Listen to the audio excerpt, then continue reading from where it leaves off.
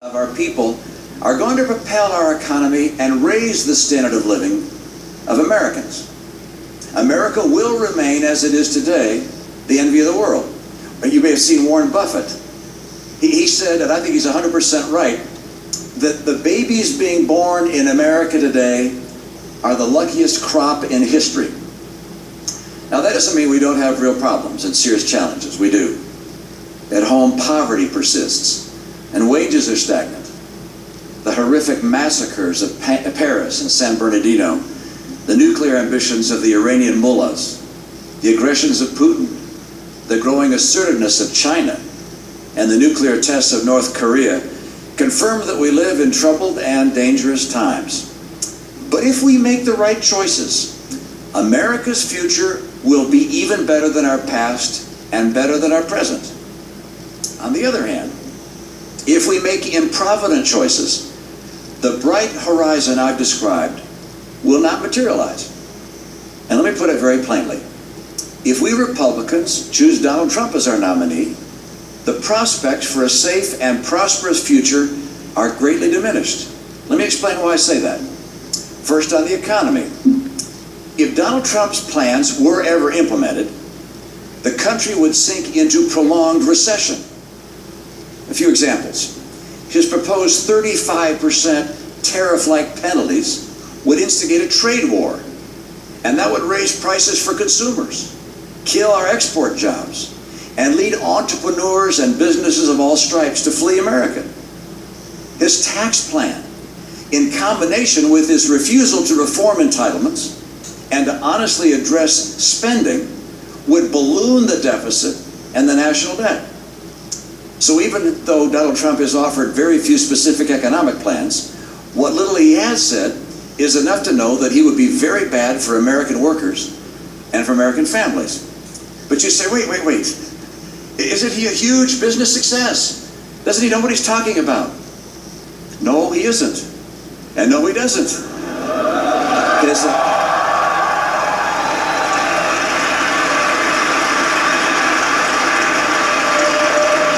Look, his bankruptcies have crushed small businesses and the men and women who work for them. He inherited his business. He didn't create it. And whatever happened to Trump Airlines? How about Trump University?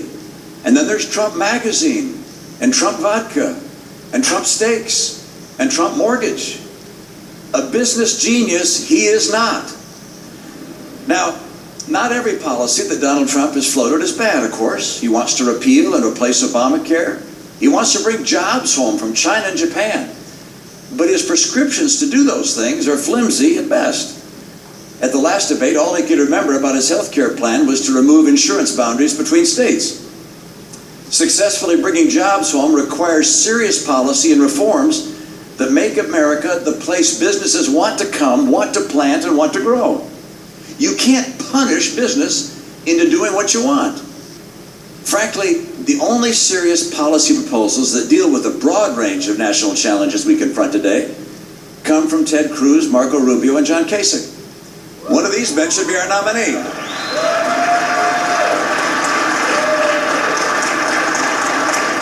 Now, I know that some people want this race to be over. They look at history and say a trend like Mr. Trump's isn't going to be stopped. Perhaps. But the rules of political history have pretty much all been shredded during this campaign. If the other candidates can find some common ground, I believe we can nominate a person who can win the general election and who will represent the values and policies of conservatism. Given the current delegate selection process, that means that I'd vote for Marco Rubio in Florida, and for John Kasich in Ohio, and for Ted Cruz, or whichever one of the other two contenders has the best chance of beating Mr. Trump in a given state. Now let me turn to national security and the safety of our homes and loved ones. Mr. Trump's bombast is already alarming our allies and fueling the enmity of our enemies. Insulting all Muslims will keep many of them from fully engaging with us in their urgent fight against ISIS. And for what purpose? Muslim terrorists would only have to lie about their religion to enter the country. And then what he said about on 60 Minutes. Did you hear this? It was about Syria and ISIS, and it has to go down as the most ridiculous and dangerous idea of the entire campaign season. Let ISIS take out Assad, he said, and then we can pick up the remnants. Now think about that. Let the most dangerous terror organization the world has ever known take over an entire country? This recklessness is recklessness in the extreme. Now Donald Trump tells us that he is very, very smart. I'm afraid that when it comes to foreign policy, he is very, very not smart.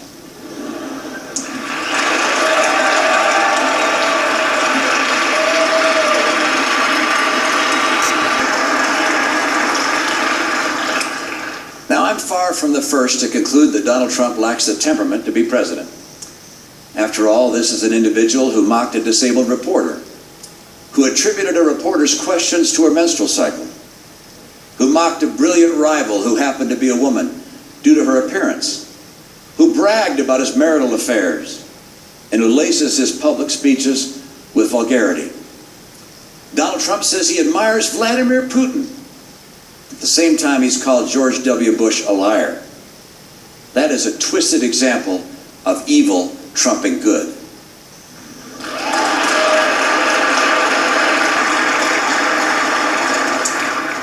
There's a dark irony in his boasts of his sexual exploits during the Vietnam War, while at the same time, John McCain, whom he has mocked, was imprisoned and tortured.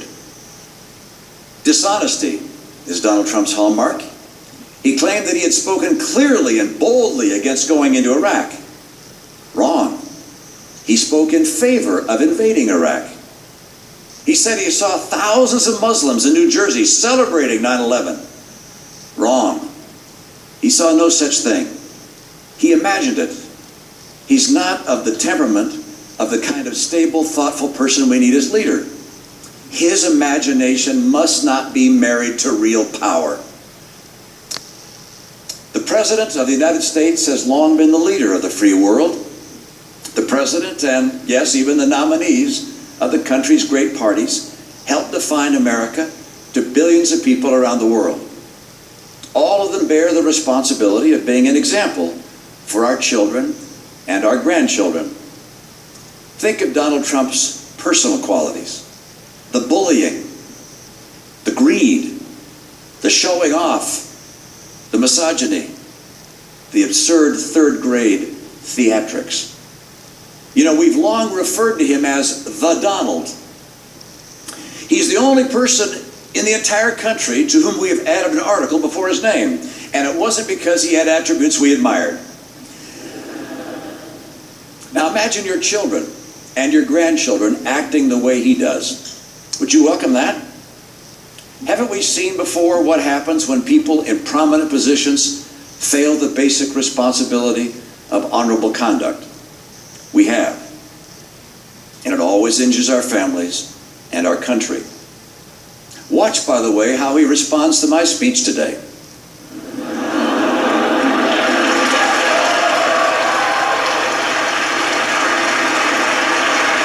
Policy differences? Or will he attack me with every imaginable low-road insult? This may tell you what you need to know about his temperament, his stability, and his suitability to be president. Now, Mr. Trump relishes any poll that reflects what he thinks of himself. But polls are also saying that he will lose to Hillary Clinton. Think about that. On Hillary Clinton's watch, the State Department Tapper-Trump exchange on the Ku Klux Klan will play 100,000 times on cable and who knows how many million times on social media. There are a number of people who claim that Mr. Trump is a con man, a fake. Thank you.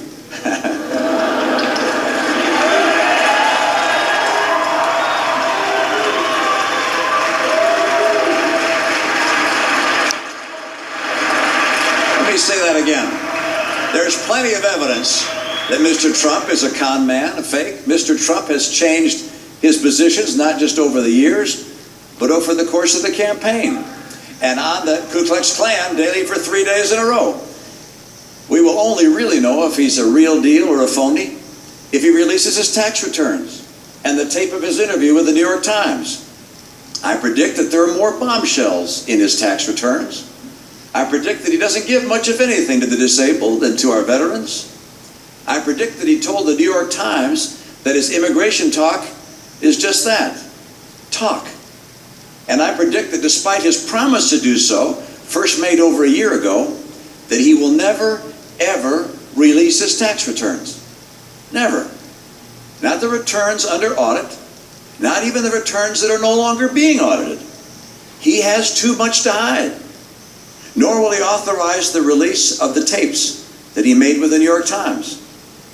If I'm right, you'll have all the proof you need to know that Donald Trump is indeed a phony. Attacking me, as he surely will, won't prove him any less of a phony.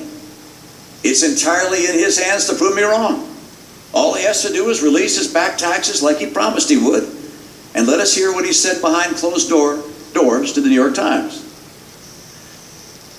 You know, Ronald Reagan used to quote a Scottish philosopher who predicted that democracies and civilizations wouldn't last much longer than a couple hundred years. And John Adams wrote this: "Remember, democracy never lasts long. It soon wastes, exhausts, and murders itself. There never was a democracy yet that did not commit suicide." That's John Adams. I believe that America has proven these dire predictions wrong for two reasons. First, we've been blessed with great presidents, with giants among us. Mr. Trump is directing our anger for less than noble purposes. He creates scapegoats and Muslims and Mexican immigrants. He calls for the use of torture.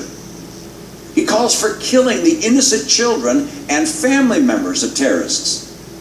He cheers assaults on protesters.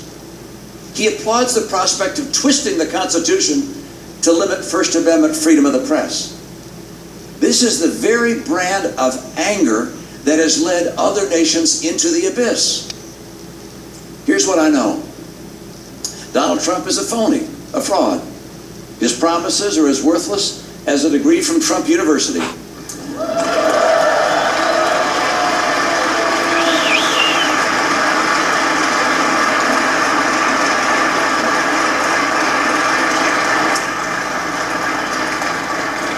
He's playing the members of the American public for suckers. He gets a free ride to the White House, and all we get is a lousy hat. His domestic policies would lead to recession. His foreign policies would make America and the world less safe. He has neither the temperament nor the judgment to be president, and his personal qualities would mean that America would cease to be a shining city on a hill. I'm convinced America has greatness ahead, and this is a time for choosing. God bless us to choose a nominee who will make that vision a reality. Thank you, and God bless you all.